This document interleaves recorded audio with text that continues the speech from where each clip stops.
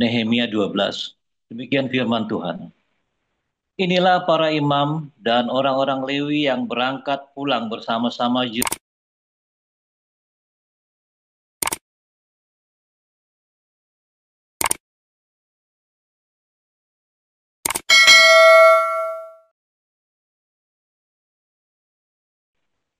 Meremot, Ido, Ginetoi, Abia, Miamin, Maaja, Bilgal, Semaya, Yoyarib, Yedaya, Salu, Amok, Hilkia, dan Yedaya.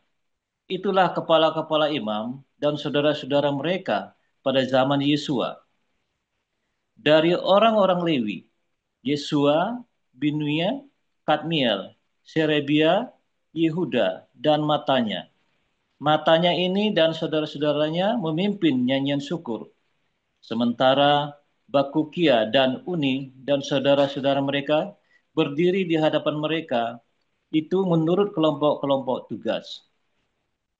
Yesua memperanakkan Yoyakim, dan Yoyakim memperanakkan Eliasib, dan Eliasib memperanakkan Yoyada, dan Yoyada memperanakkan Yonatan, dan Yonatan memperanakkan Yadua. Pada zaman Yoyakim, yang menjadi imam adalah kepala-kepala kaum keluarga ini. Meraya dari kaum keluarga Seraya, Hanaya dari kaum keluarga Yeremia, Mesulam dari kaum keluarga Esra, Yohanan dari kaum keluarga Amaria, Yonatan dari kaum keluarga Meliku, Yusuf dari kaum keluarga Sebanya, Adna dari kaum keluarga Harim, Helkai dari kaum keluarga Merayot, Zakaria dari kaum keluarga Ido, Mesulam dari kaum keluarga Gineton, Zikri dari kaum keluarga Abia, dari kaum keluarga Minyamin, Biltai dari kaum keluarga Moaja, semua dari kaum keluarga Bilgia, Yonatan dari kaum keluarga Semaya, Matnai dari kaum keluarga Yoyarib, Uzi dari kaum keluarga Yedaya, Kalai dari kaum keluarga Salai, Heber dari kaum keluarga Amok, Hasabia dari kaum keluarga Hilkia, dan Netanel dari kaum keluarga Yedaya. Tentang orang-orang Lewi, para kepala kaum keluarga mereka tercatat pada zaman Eliasib, Yoyada, Yohanan, dan Yadua. Sedang para imam tercatat sampai pemerintahan Darius orang Persia itu. Kepala-kepala kaum keluarga anak-anak Lewi tercatat dalam kitab sejarah sampai zaman Yohanan bin Eliasib. Inilah para kepala orang-orang Lewi, Hasabia, Serebia, Yesua bin Kadmiel, dan saudara-saudara mereka yang berdiri di hadapan mereka untuk menyanyikan puji-pujian dan syukur sesuai dengan perintah Daud, abdi Allah itu, kelompok di samping kelompok. Matanya, Bakbukia, Obaza, Mesulam, Talmon, dan Akub adalah penunggu-penunggu pintu gerbang yang mengadakan penjagaan di gudang-gudang perlengkapan pada pintu-pintu gerbang. Mereka itu hidup pada zaman Yoyakim bin Yesua bin Yojadak dan pada zaman Bupati Nehemia dan Imam Esra ahli kitab itu. Pada pentahbisan tembok Yerusalem, orang-orang Lewi dipanggil dari segala tempat mereka dan dibawa ke Yerusalem untuk mengadakan pentahbisan yang meriah dan ucapan syukur dan kidung dan ceracap, gambus dan kecapi. Maka berkumpullah kaum penyanyi dari daerah sekitar Yerusalem, dari desa-desa orang Netofa, dari Bet Gilgal, dari Padang Giba dan Aswawet, karena para penyanyi itu telah mendirikan desa-desa sekitar Yerusalem. Para imam dan orang-orang Lewi mentahirkan dirinya, lalu mentahirkan seluruh umat itu dan kemudian pintu-pintu gerbang dan tembok. Lalu aku mempersilakan para pemimpin orang Yehuda naik ke atas tembok dan kubentuk dua paduan suara yang besar. Yang satu berarak ke kanan di atas tembok ke Yerusalem, pintu gerbang sampah. Di belakangnya berjalanlah Hosaya dengan sebagian dari para pemimpin orang Yehuda. Pula Azaria, Esra, Mesulam, Yehuda, Benyamin, Semaya, dan Yeremia.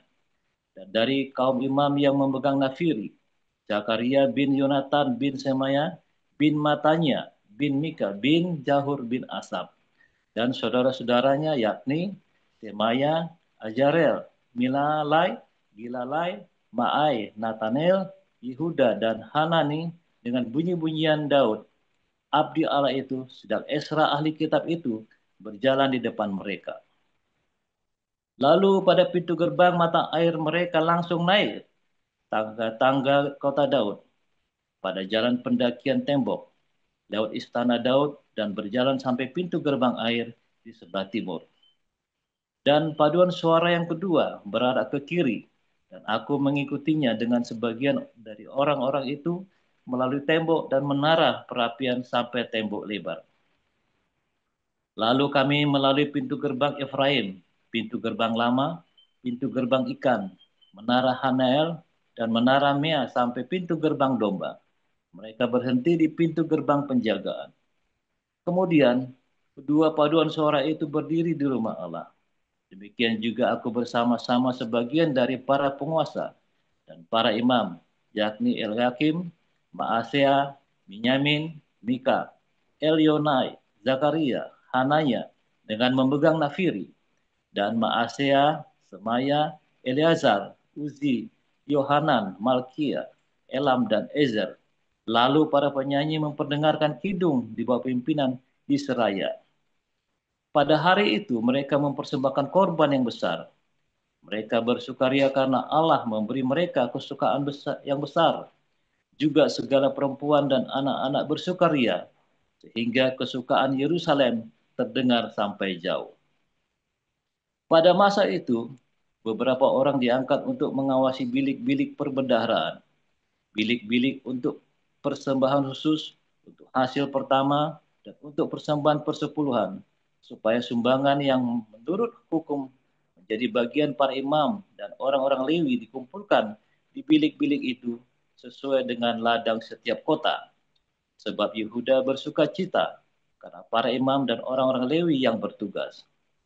Karena mereka lah yang melakukan tugas pelayanan bagi Allah mereka dan tugas pentahiran. Demikian juga para penyanyi dan para penunggu pintu gerbang, sesuai dengan perintah Daud dan Salomo anaknya. Karena sudah sejak dahulu, pada zaman Daud dan Asap, ada pemimpin-pemimpin penyanyi, ada nyanyian pujian dan nyanyian syukur bagi Allah. Pada zaman Zerubabel dan Nehemia, semua orang Israel memberikan sumbangan bagi para penyanyi dan para penunggu pintu gerbang sekedar yang perlu tiap-tiap hari dan mempersembahkan persembahan kudus kepada orang-orang Lewi. Dan orang-orang Lewi mempersembahkan persembahan kudus kepada anak-anak Harun. Demikian firman Tuhan. Ya, silakan dilanjutkan Ibu Veronica. Lukas 10 ayat 1 sampai 42.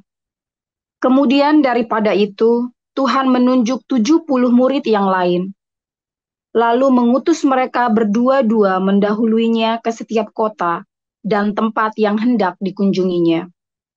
Katanya kepada mereka, tuaian memang banyak, tetapi pekerja sedikit. Karena itu mintalah kepada Tuan yang empunya tuaian, supaya ia mengirimkan pekerja-pekerja untuk tuaian itu. Pergilah, sesungguhnya aku mengutus kamu seperti anak domba ke tengah-tengah serigala. Janganlah membawa pundi-pundi atau bekal atau kasut, dan janganlah memberi salam kepada siapapun selama dalam perjalanan. Kalau kamu memasuki suatu rumah, katakanlah lebih dahulu, damai sejahtera bagi rumah ini. Dan jikalau di situ ada orang yang layak menerima damai sejahtera, maka salammu itu akan tinggal atasnya. Tetapi jika tidak, salammu itu kembali kepadamu. Tinggallah dalam rumah itu, makan dan minumlah apa yang diberikan orang kepadamu. Sebab seorang pekerja patut mendapat upahnya. Janganlah berpindah-pindah rumah. Dan jikalau kamu masuk ke dalam sebuah kota, dan kamu diterima di situ, makanlah apa yang dihidangkan kepadamu.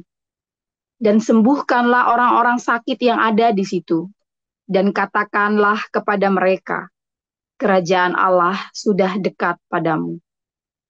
Tetapi jikalau kamu masuk ke dalam sebuah kota dan kamu tidak diterima di situ, pergilah ke jalan-jalan raya kota itu dan serukanlah juga debu kotamu yang melekat pada kaki kami kebaskan di depanmu. Tetapi ketahuilah ini, kerajaan Allah sudah dekat. Aku berkata kepadamu, pada hari itu, Sodom akan lebih ringan tanggungannya daripada kota itu. Celakalah engkau Korazim, celakalah engkau Betsaida, karena jika di Tirus dan di Sidon terjadi mukjizat-mukjizat yang terjadi di tengah-tengah kamu, sudah lama mereka bertobat dan berkabung. Akan tetapi pada waktu penghakiman, tanggungan Tirus dan Sidon akan lebih ringan daripada tanggunganmu.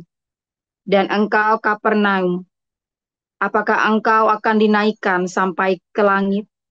Tidak, engkau akan diturunkan sampai ke dunia orang mati. Barang siapa mendengarkan kamu, ia mendengarkan aku. Dan barang siapa menolak kamu, ia menolak aku. Dan barang siapa menolak aku, ia menolak Dia yang mengutus aku.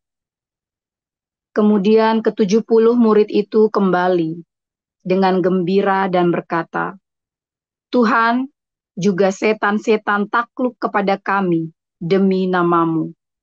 Lalu kata Yesus kepada mereka, Aku melihat iblis jatuh seperti kilat dari langit. Sesungguhnya aku telah memberikan kuasa kepada kamu untuk menginjak ular dan kalajengking, dan kuasa untuk menahan kekuatan musuh, sehingga tidak ada yang akan membahayakan kamu. Namun demikian, janganlah bersukacita karena roh-roh itu takluk kepadamu, tetapi bersukacitalah karena namamu ada terdaftar di sorga. Pada waktu itu juga, bergembiralah Yesus dalam Roh Kudus dan berkata, Aku bersyukur kepadamu, Bapa, Tuhan langit dan bumi, karena semuanya itu Engkau sembunyikan bagi orang bijak dan orang pandai, tetapi Engkau nyatakan kepada orang kecil. Ya Bapa, itulah yang berkenan kepadamu. Semua telah diserahkan kepadaku oleh Bapakku, dan tidak ada seorang pun yang tahu siapakah anak selain Bapa, dan siapakah Bapa selain anak, dan orang yang kepadanya anak itu berkenan menyatakan hal itu. Sesudah itu berpalinglah Yesus kepada murid-muridnya tersendiri dan berkata, Berbahagialah mata yang melihat apa yang kamu lihat. Karena aku berkata kepada kamu, banyak nabi dan raja ingin melihat apa yang kamu lihat, tetapi tidak melihatnya, dan ingin mendengar apa yang kamu dengar, tetapi tidak mendengarnya. Pada suatu kali, berdirilah seorang ahli Taurat untuk mencobai Yesus. Katanya, Guru, apa yang harus kuperbuat untuk memperoleh hidup yang kekal? Jawab Yesus kepadanya, apa yang tertulis dalam hukum Taurat? Apa yang kau baca di sana? Jawab orang itu, kasihilah Tuhan Allahmu dengan segenap hatimu, dan dengan segenap jiwamu, dan dengan segenap kekuatanmu, dan dengan segenap akal budimu, dan kasihilah sesamamu manusia seperti dirimu sendiri. Kata Yesus kepadanya, jawabmu itu benar, perbuatlah demikian, maka engkau akan hidup. Tetapi untuk membenarkan dirinya, orang itu berkata kepada Yesus, dan siapakah sesamaku manusia? Jawab Yesus, adalah seorang yang turun dari Yerusalem ke Yeriko. Ia jatuh ke tangan penyamun-penyamun yang bukan saja merampoknya habis-habisan, tetapi yang juga memukulnya, dan yang sesudah itu pergi meninggalkannya setengah mati. Kebetulan ada seorang imam turun melalui jalan itu. Ia melihat orang itu, tetapi ia melewatinya dari seberang jalan. Demikian juga seorang Lewi datang ke tempat itu. Ketika ia melihat orang itu, ia melewatinya dari seberang jalan. Lalu datang seorang Samaria yang sedang dalam perjalanan ke tempat itu, dan ketika ia melihat orang itu, tergeraklah hatinya oleh belas kasihan. Ia pergi kepadanya, lalu membalut luka-lukanya. Sesudah ia menyiraminya dengan minyak dan anggur, kemudian ia menaikkan orang itu ke atas keledai tunggangannya sendiri, lalu membawanya ke tempat penginapan dan merawatnya. Keesokan harinya, ia menyerahkan 2 dinar kepada pemilik penginapan itu. Katanya, rawatlah dia, dan jika kau belanjakan lebih dari ini, aku akan menggantinya waktu aku kembali. Siapakah di antara ketiga orang ini, menurut pendapatmu, adalah sesama manusia dari orang yang jatuh ke tangan penyamun itu? Jawab orang itu, orang yang telah menunjukkan belas kasihan kepadanya. Kata Yesus kepadanya, pergilah dan perbuatlah demikian. Ketika Yesus dan murid-muridnya dalam perjalanan, tibalah ia di sebuah kampung. Seorang perempuan yang bernama Marta menerima dia di rumahnya. Perempuan itu mempunyai seorang saudara yang bernama Maria. Maria ini duduk dekat kaki Tuhan dan terus mendengarkan perkataannya. Sedang Marta sibuk sekali melayani.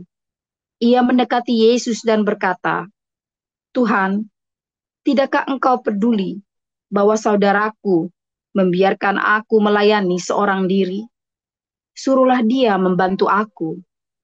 Tetapi Tuhan menjawabnya, Marta, Marta, engkau khawatir dan menyusahkan diri dengan banyak perkara. Tetapi hanya satu saja yang perlu. Maria telah memilih bagian yang terbaik, yang tidak akan diambil daripadanya. Ya, terima kasih kepada para lektor kita, Ibu Veronica dan Pak Apul Siahaan. Kita akan mendengarkan renungan Embun Pagi dengan judul Kameni versus Darius oleh Dr. Joseph Paul Jang. Silakan, Pastor Paul. Haleluya, shalom semuanya. Firman Tuhan selalu baru setiap hari ketika kita menanti-nantikan Tuhan senantiasa. Ya, dengan penuh pengharapan dan dengan penuh eh, sukacita. Terus berbuat baik. Saudara, ketika Anda menanti-nantikan Tuhan, yang paling penting itu jangan dilupakan, saudara, berbuat kebaikan. Banyak orang berpikir namanya menanti-nantikan Tuhan itu hanya berdoa, baca Alkitab, rajin ke gereja.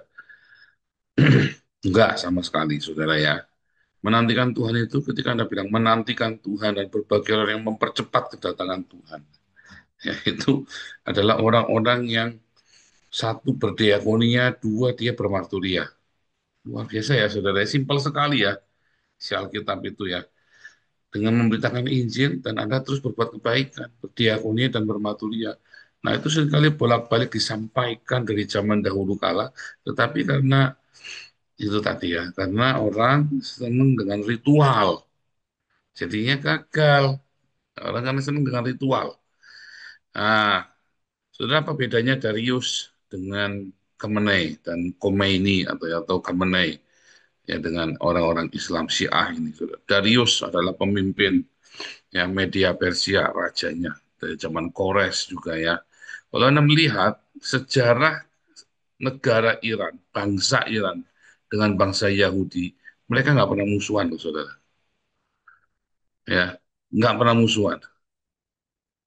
Bahkan dengan orang Kristen, pertama dengan orang Yahudi, kedua dengan orang Kristen.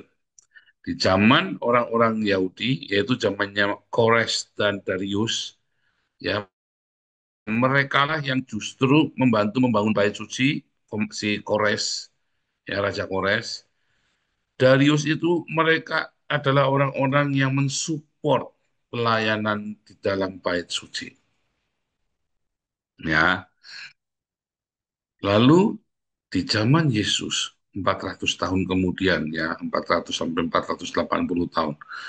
Di zaman Yesus, ya, kalau zamannya Darius dengan Kores adalah lahirnya Yudaisme, ya, lahirnya agama Yahudi, ya, Yudaisme.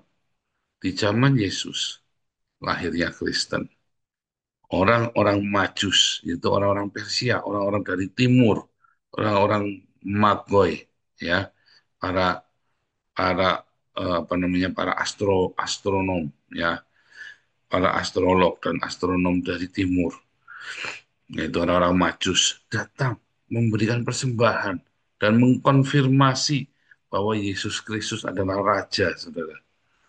Lihat, ada orang Yahudi dengan Yudaismenya, ada orang-orang Kristen, ya. Keduanya di-endorse oleh orang media Persia, oleh orang Iran. Tiba-tiba Khomeini muncul memberikan permusuhan kepada orang Kristen dan orang Yahudi. Sampai dengan tahun 1979, Iran itu adalah negara sahabat Israel, saudara. Baru mulai Khomeini berkuasa, ya, tahun 1980, lalu dilanjutkan dengan Khamenei, apprentice-nya. Maka mereka mulai menabur kebencian dan permusuhan kepada orang Kristen dan orang Yahudi. Salahnya di mana ya, saudara ya? Dari zaman purbakala sampai dengan tahun 1979, ya, negara Iran, bangsa Persia adalah sahabat orang Yahudi, sahabat orang Kristen. Sampai dengan tiba-tiba tahun 1980, maka negara ini menjadi musuh, menjadi pembenci Mesias yang diurapi. Siapa yang diurapi? Orang Yahudi dan orang Kristen. Mereka adalah bangsa antikristus. Padahal Kores disebut sebagai Kristus, loh, saudara. Disebut sebagai Mesias. Ya, Raja Kores itu adalah raja satu-satunya orang kafir, orang pagan yang oleh Alkitab disebut sebagai Mesias. Artinya yang diurapi oleh Tuhan. Ya, yang diurapi. Wow, bagus ya, menarik ya. Tapi kemudian tiba-tiba di akhir zaman, Khomeini dan Khamenei menjadi anti dari Mesias atau anti Kristus. Kok bisa terjadi ya? Unik ya. Dari Mesias atau Kristus menjadi anti Kristus. Karena memang anti Kristus itu berasal dari kita, katanya Yohanes ya. Antikristus itu berasal dari kita, saudara. Tadinya bersama dengan kita, lalu nggak bersama-sama lagi dengan kita. Para antikristus ini adalah para mu'alaf, ya, orang-orang yang meninggalkan, orang-orang yang meninggalkan Tuhan Yesus. Mereka yang mulai menyangkal Yesus adalah Tuhan dan Juru Selamat mereka, lalu mereka ganti bahwa Muhammad adalah Juru Selamat mereka. Mereka menyangkal Yesus adalah yang dijanjikan, menggantikan dengan Muhammad yang dijanjikan. Sama seperti ketika Kores, Darius, sampai dengan orang Majus mengkonfirmasi, ya, orang Yahudi dan orang Kristen, tetapi tiba-tiba Khomeini dan Khamenei menyangkal. Kenapa? Karena mereka menjadi pengikut Muhammad. Ingat, saya selalu berkata, ya, bahwa mereka ini bukan orang Persia, loh, saudara. Khomeini dan Khamenei ini adalah orang dari Afghanistan. Mereka bukan orang Persia.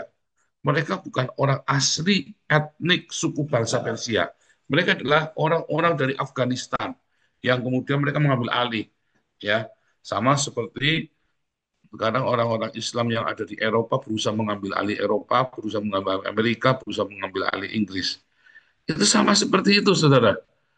Ya, mereka berusaha mengambil alih. Ya, penyangkalan-penyangkalan kepada Yesus yang adalah Tuhan dan Juru Selamat akan menghasilkan anti dari Kristus.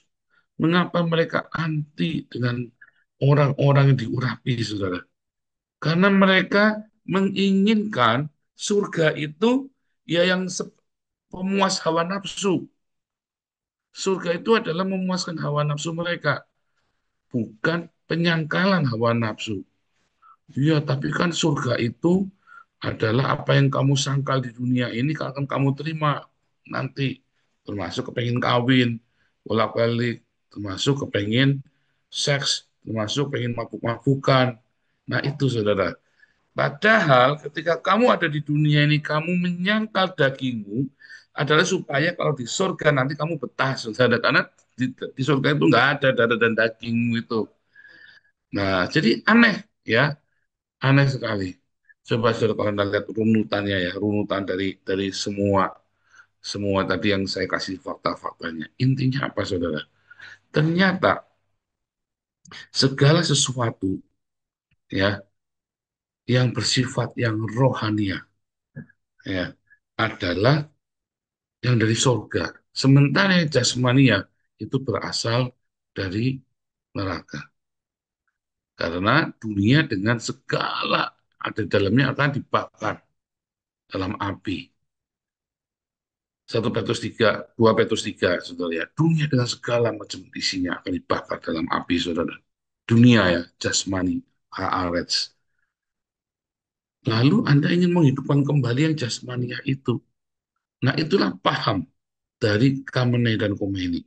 Jadi kalau ingat betapa jahatnya Khomeini dan Khamenei ini ya, kalau ada orang Islam pindah jadi Kristen, itu bisa digantung, minimum sekeluarga dimiskinkan, saudara. Makanya kalau saya baptis orang-orang Iran itu di sini, mereka maunya keroyokan, rame-rame. Jadi kalau sampai ketahuan ya udah sama-sama hancur nih. Mereka saling pegang fotonya masing-masing ya. Jadi kalau sekali baptisan itu sekali kita baptis 40 orang. Ya kemarin waktu terakhir di Belanda 12 orang rame-rame kita baptis saudara ya. 12 orang langsung rame-rame. Nah saudara, ternyata semua sifat-sifat jasmania itu adalah cikal bakal dari antikristus. Segala ritual-ritual jasmaniamu tanpa ada keinginan untuk berbuat baik, ya, keinginan untuk menyatakan cinta, itu adalah bibit-bibit antikristus. Jadi segala macam ritual yang kamu tekuni hari ini, kamu ke gereja dengan ritualmu, ya tanpa kamu melakukan perbuatan baik. Perbuatan baik itu diakonia. Segala macam ritualmu, apapun gerejamu, jenismu, tanpa diakonia, kamu adalah bakal antikristus. Termasuk para apologet sialan itu, saudara ya, yang cuma ngoceh-ngoceh, lalu mereka saling sesat menyesatkan, buahnya nggak ada, buah zakar, buah dadanya nggak ada. Mereka itu ada cikal bakal antikristus, saudara. Mereka itu adalah cikal bakal orang-orang yang akan menyesatkan dan orang-orang yang tersesat. Karena mereka cuma mengutamakan perkara-perkara jasmania tanpa mereka mempraktekkan. Setiap firman Tuhan yang tidak kamu lakukan, saudara ya, kamu hanya senang menerima firman Tuhan, kamu cuma senang nih, wah ini baru nih, keren ini, wah ini ilmu baru nih, tapi kamu tidak melakukannya. Saya mengamati banyak sekali para apologet dan termasuk orang-orang Kristen dari zaman saya kecil saya nonton ya. Wah senang saudara kalau debat Alkitab, kalau lagi cerita Alkitab, ya kayaknya dia yang paling surga saudara. Kayaknya dia yang paling punya surga. Tapi kelakuannya badek saudara. Mereka adalah cikal bakal antikristus. Mereka adalah cikal bakal ya penerus Khamenei dan Khomeini saudara. Orang-orang yang menolak ya praktek perbuatan baik, lebih menekankan dengan ritual-ritual. Hati-hati loh saudara. Antikristus itu berasal dari kita dan rata-rata para mualaf ini. Antikristus, mualaf itu antikristus ya. Disebutkan mereka berasal dari kita. Itu para mualaf yang dimaksud. Saudara, para mualaf ini adalah orang-orang yang dulunya senang dengan ritual-ritual, saudara. Bangga kalau dia puas. Makanya lihat nih, wah masa ibadah lompat-lompat, masa ibadah nyanyi-nyanyi, nari-nari. Mereka berpikir ya bahwa ibadah itu kudu jengang-jengking, jangan-jengking, saudara. Kalau saya mendingan ibadah nyanyi daripada jengang-jengking, saudara ya. Itu ya, saudara ya. Jadi banyak orang ya Para mu'alaf ini adalah orang-orang yang tidak berpikir, yang paling benar dari apapun yang kamu yakini adalah ketika kamu berbuat baik, ketika kamu menyatakan cintamu, apapun saudara. Makanya para mu'alaf ini ya adalah orang-orang yang meninggalkan cinta. Mereka semuanya ritual, mereka senang dengan segala macam yang berbau agama dan simbol-simbol, tetapi mereka gagal untuk melakukannya dengan cinta. Mereka gagal mengampuni, mereka gagal untuk mengasihi. Nah, ada orang-orang seperti ini, hati-hati, saudara. Ketika orang ceritanya agama terus, ketika orang ceritanya tentang Tuhan terus, tapi dia gagal untuk menyatakan cintanya kepada dunia. Dia gagal untuk mengampuni. Ada orang-orang Kristen, ya, yang ceritanya Tuhan terus, begitu disuruh mengampuni nggak bisa. Ada ya, saudara ya, ada banyak. Saya banyak ketemu orang di Belanda ini, mereka senang kalau cerita tentang agama, cerita Tuhan, tentang Alkitab, senang, saudara. Tapi ketika saya cerita tentang mengampuni istrinya, karena dia pisahan sama istrinya, dia lebih baik ikut sama gereja lain, karena boleh, saudara, dibolehkan. Kalau sama saya, ya kamu harus mengampuni istrimu. Bagaimana kamu bisa khotbah di sini kalau kamu belum bisa mengampuni istrimu? Ya kan, simpel ya, saudara ya. Nah, itulah. Hati-hati, saudara. Jadi cerita tentang Darius dengan Kamene ini adalah cerita tentang bagaimana orang yang kemudian menjadi percaya kepada Tuhan karena cintanya. Tetapi ada orang yang meninggalkan Tuhan karena dia nggak punya cinta dalam hidupnya. Ya, itulah ceritanya Murtadin dan Mu'alaf. Darius dan Kores adalah Murtadin. Kamenai adalah Mu'alaf. Ya, Tuhan Yesus memberkati.